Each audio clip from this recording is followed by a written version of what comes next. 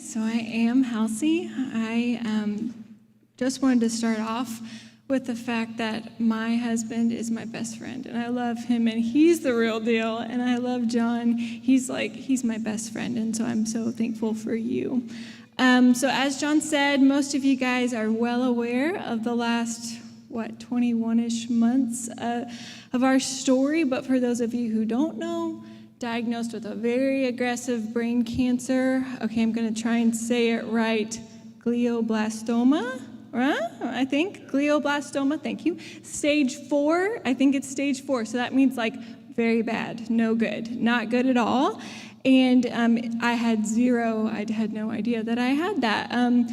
So I think it was around, December of 2020. And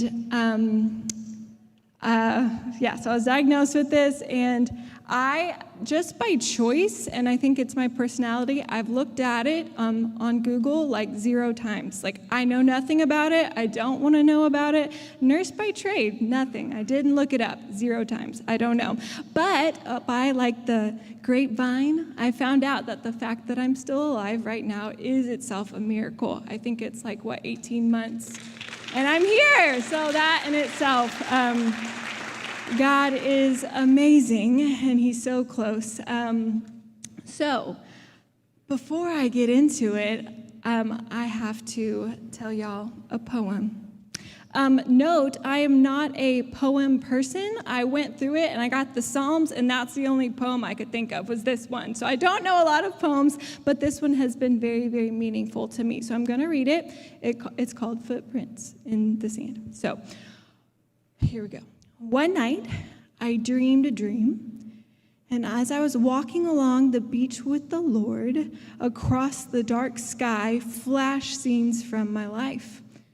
For each scene, I noticed 2 sets of footprints in the sand, one belonging to me and one to my Lord.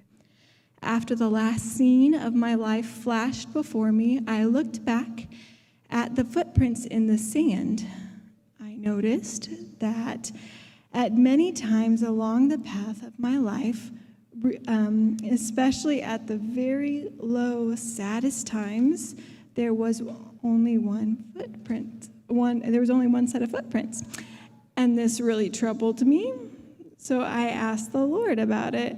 This is me, interjecting, Lord, you said once I decided to follow you, you'd walk with me the whole way.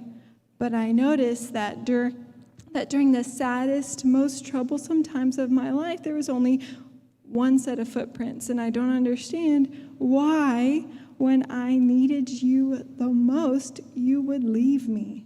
And he whispered, he's my precious child, I love you, and I will never leave you. During your trials and your testings, when you saw only one set of footprints, it was then that I carried you. And this is me now. God has been carrying me.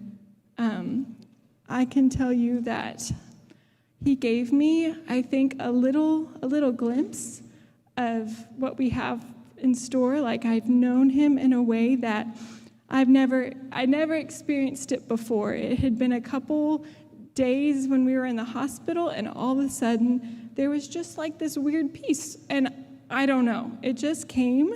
And for me, it's before it would be you got to get in there and have your quiet time. And now it's just God was with me in just a unique, beautiful way. Jesus just got closer to me in a way I can't describe, and he was closer and bigger and more amazing. And so I'd spend 2 hours with him, and he's just holding me, and that was my experience. And I'm I got to get up and get the kids ready for school and stuff. But he was so close. And then cancer was just a small little insignificant thing. I'm the Lord's with me. It doesn't matter. So Jesus has given me it's a weird peace, and it's a beautiful peace, and I'm so thankful for that peace. And so it's been very, very meaningful to me. But just going back to the footprints in the sand, Jesus, he has been holding me in a way I can't describe. However, if I could add one element to this poem, is it wouldn't be there's just one set of footprints in the sand. There would be hundreds of feet in the sand with me, because I've had an army. You guys have been an army, and people all around all the world have been footprints in the sand. As Jesus held me, y'all were right there. When in the beginning, I was isolated. I was waiting for brain surgery, and I got delayed because of COVID, and I couldn't be around my kids, and I couldn't be with my family. And guess what? So many of you guys came, and you built what are they called? A deck in our backyard. You guys just built a deck outside so I could be with my family, and we got to have Christmas there, and y'all did that.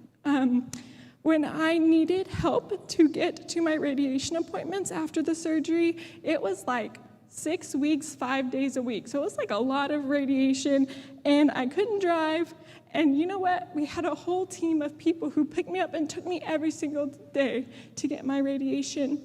And then when I got really tired from the chemo, y'all got us the biggest meal train I've ever seen. Y'all just kept giving us food and food and food and food, and so I was so tired. And you know what? Just put it in the oven because it was done.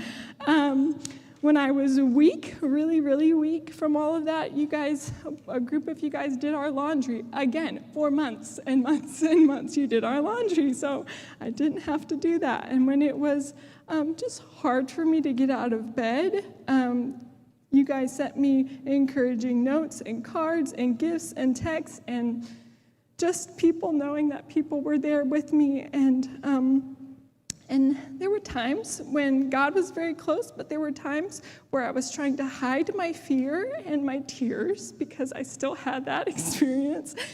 And you guys, you cried with me. You found me. You cried with me, and then you reminded me of the gospel of God and how he's with us and close to us. And when I needed to talk, our community group, y'all, we would just talk about life, and people didn't just make it all about cancer. I'm not cancer girl. I'm just a girl who has this thing. But you guys were true and are true friends. And I remember we needed a washing machine because it stopped working, and y'all got us a washing machine. So thank you very much for all of that. And this is just a shout out, but Susan Wellington, y'all, she's still, each day, she's helping us so much with the kids because we have 3 kids and they need a lot. And Nana has been there every day, and she's just been such a real hand of God for us. And in all of these things, our mighty warriors of the faith all across Houston and in Texas and America and across the world, you guys have been praying for me, and I can just know. I know that you do, and it means so much to me that we just have this team of prayers. Here's a verse I wanted to share with you guys. It's Matthew 25:40, and it says, "The king will reply, being Jesus, truly I tell you, whatever you did with one of the least of these brothers and sisters, you did brothers and sisters of mine, you did it for me." And I can attest, I have been the least of these sisters. Truly, I've been the least. But you guys have been loving me so much, and so God has just been using you, and you've been loving him, and I'm really thankful for that. God has been using you so much. And this is the church. This is his people. So this is my last 2 things. God is really close. So if you're really going through a hard time in your life, I just want to testify, just go to him. You know what? And just cry on the floor to him and talk to him and be with him. And whatever that thing is, just go to him, because this real bad cancer thing that I'm not supposed to be here, that was nothing for what he can do. So just go to him. And then my other thing is that if you guys don't have a church family, or maybe you don't know, I would say find a church or join ours, because you guys are the real deal. And I know that New Day has been the real deal, and this is a picture of what God wants his family to be like, and you guys have been his family for me, and I'm just really, really thankful for you guys very much and how much you've blessed me in all of this.